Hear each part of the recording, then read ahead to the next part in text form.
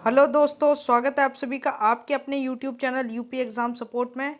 दोस्तों, आज हम लोग परीक्षा वाणी जो कि क्लास हम लोग कर रहे थे, ठीक है, उसकी आज सेकंड क्लास है और ये यहाँ पे मॉडर्न हिस्ट्री चल रही है, ठीक है, आप लोगों के लिए। तो चलिए हम लोग शुरू करते हैं। शुरू करने से पहले 2 मिनट का हम लोग एक ऐड कर लेते हैं। अनअकैडमी, आप सभी को पता है, अगर आप लोग यूपीपीएससी एंड यूपीएससी की तैयारी कर रहे हैं तो आप लोग अनअकैडमी के साथ जुड़ सकते हैं, जो कि इंडियाज़ लार्जेस्ट लर्निंग प्लेटफॉर्म है। और अगर आप लोग प्रैक्टिस करना चाह रहे हैं मॉडर्न हिस्ट्री, पॉलिटी और करंट अफेयर्स की, ये 3 क्लासेस अनअकैडमी पे मैं ले रहा हूँ, तो आप लोग जाके ज्वाइन हो सकते हैं। सिंपली आपको क्या करना है, अनअकैडमी का लर्निंग ऐप डाउनलोड करना है। उसके बाद आपको मोबाइल नंबर से लॉगिन हो जाना है और जो गोल सिलेक्ट करना है वो क्या करना है, यूपीपीएससी एंड यूपीएससी, ये गोल सिलेक्ट करके आप लोग वहाँ पे ज्वाइन हो जाएंगे। मैंने अपनी प्रोफाइल जो लिंक है वो डिस्क्रिप्शन में दे दी है, आप लोग जाके ज्वाइन हो सकते हैं, ठीक है। यहाँ पे अगर आप लोग प्लस कोर्स लेते हैं अनअकैडमी का, तो आप लोगों को लाइव क्लासेस मिलेंगी, ठीक है, टॉप एजुकेटर्स के साथ, और स्टडी मटेरियल मिलेगा विद पीडीएफ में, अनलिमिटेड क्विज़ेस मिलेंगे आपको, और डाउट सॉल्विंग क्लासेस भी आपकी रहेगी। तो आप लोग सिंपली UPES10 अगर कोड यूज़ करते हैं तो आपको 10% का डिस्काउंट मिल जाएगा, ठीक है। इसके बाद ऑफ़र यहाँ पर चल रहा है UPSSC लेखपाल वीडियो और कांस्टेबल का, ठीक है, 20+10% का ऑफ़र, यानी 30% का ऑफ़र चल रहा है।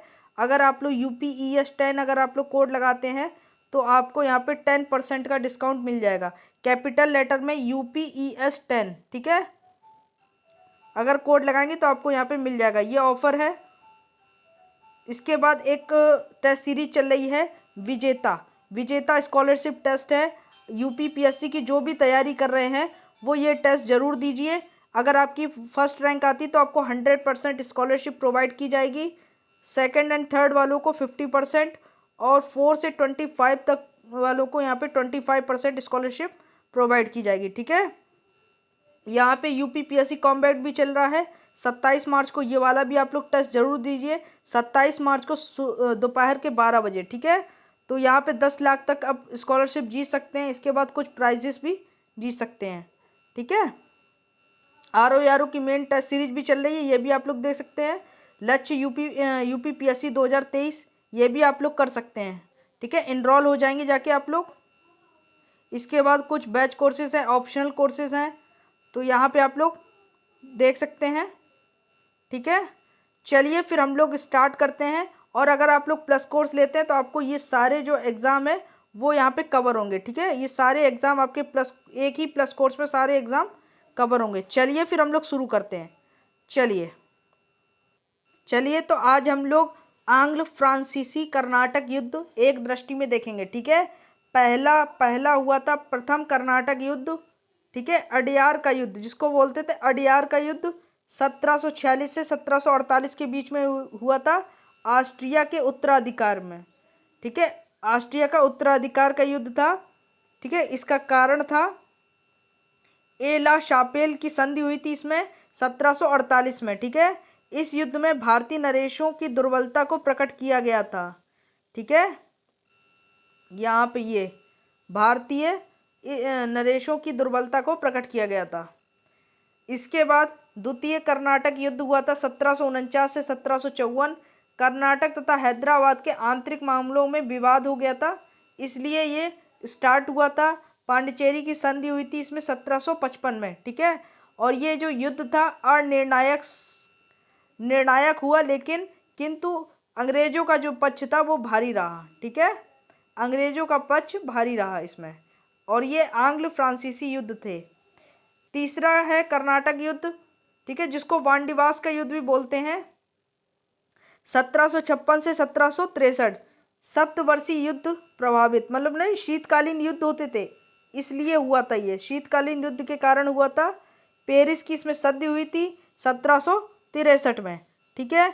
वांडीवास के युद्ध में अंग्रेजों ने फ्रांसीसियों को निर्णायक रूप से पराजित किया था, ठीक है, पराजित किया था। चलिए अब हम लोग नेक्स्ट देखते हैं। यहाँ पर 1608 ईस्वी में कंपनी ने कैप्टन हॉकिंस को मुगल सम्राट जहांगीर के दरबार में भेजा। हॉकिंस को जहांगीर से क्या प्राप्त हुआ था? तो सूरत में एक स्थायी कोठी के लिए बनाने के लिए इजाज़त मिल गई थी। ठीक है,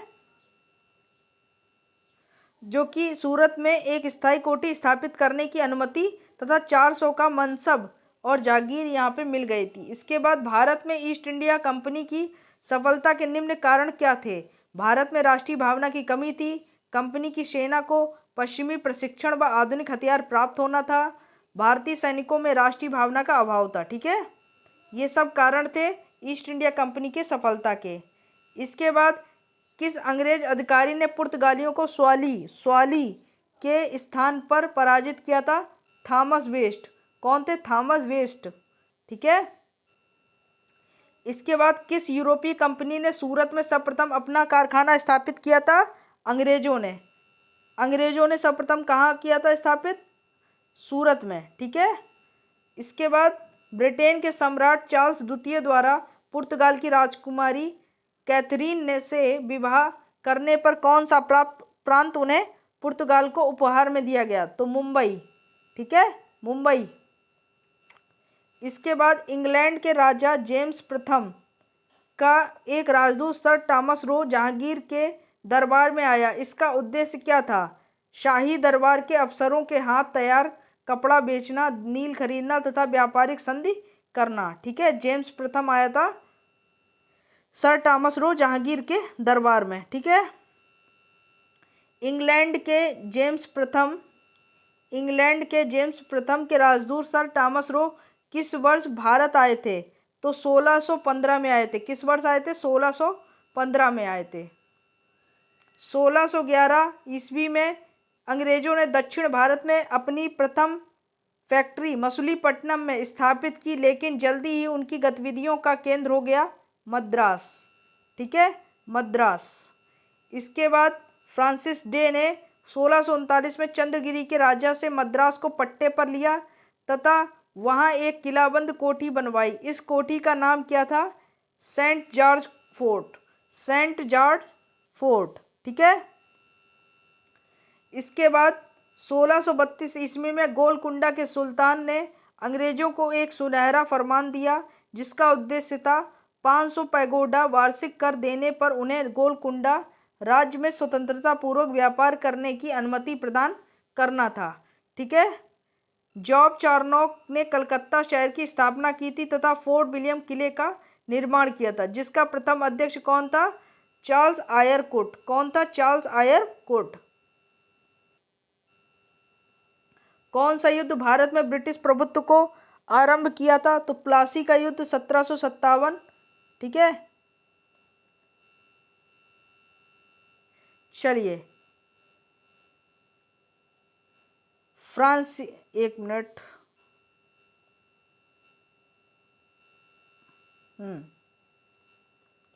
फ्रांसीसी ईस्ट इंडिया कंपनी की स्थापना किसके शासनकाल में हुई थी? लुईस 14वें के शासनकाल में हुई थी। ठीक है, लुई 14वें के शासनकाल में हुई थी।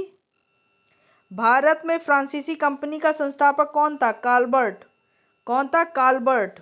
ठीक है, भारत में फ्रांसीसी ने अपनी पहली कोठी किसके द्वारा 1668 में सूरत में स्थापित की थी?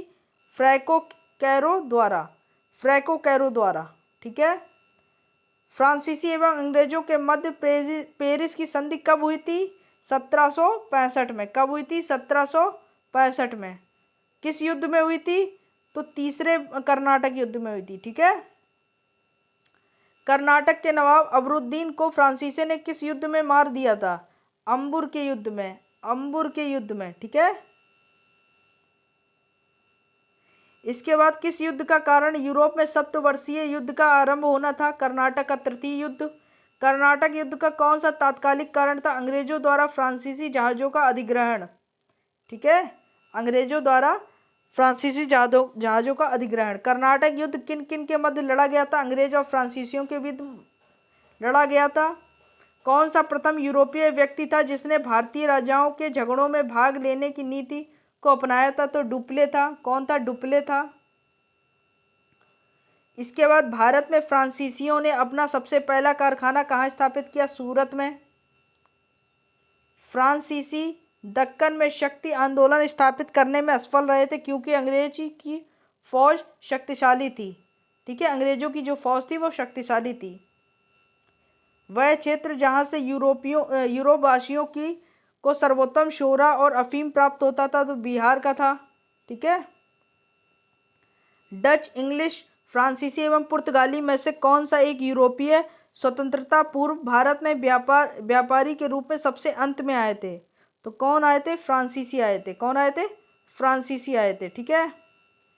इसके बाद है अधोलिखित में से अंग्रेजों की भारत को कोई भी देन नहीं थी। तो अंग्रेजों की कौन सी देन नहीं थी? मृदा के स्वरूप तथा उपज के गुणों के आधार पर भूमि राजस्व का मूल्यांकन करना, ये भी नहीं थी। युद्ध में चलती फिरती तोपों का युद्ध, ये भी नहीं थी। तंबाकू और लाल मिर्च की खेती, ये भी नहीं थी। देखो, जो मृदा के स्वरूप तथा उपज का, ये तो शेरशाह सूरी के समय, अकबर और शेरशाह सूरी के समय ही स्टार्ट हो गया था।